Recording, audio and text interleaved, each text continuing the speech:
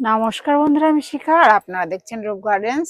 আজ আমি এসেছি আমার গ্রামের বাড়িতে, যেখানে কাঁঠাল গাছে প্রচুর কাঁঠাল হয়। সেই কাঁঠাল গাছে কিন্তু আজ দেখুন প্রচুর মুচি বলে, কাঁঠালের মুচি এসছে, প্রচুর খুশি এরকম গা ভরে। কিন্তু এইখান থেকে এই বডিটার মধ্যে কিন্তু প্রচুর, তারপরে ওপরে ডালে বেরোবে, সেগুলো উপর থেকে ঝুলবে। কাঁঠাল যখন হবে, এঁচড় খাওয়ার থেকে শুরু হয় খাওয়া। এঁচড়টা খুব সুস্বাদু এই কাঁঠালের, আর পাকা কাঁঠালও খেতে ভালো।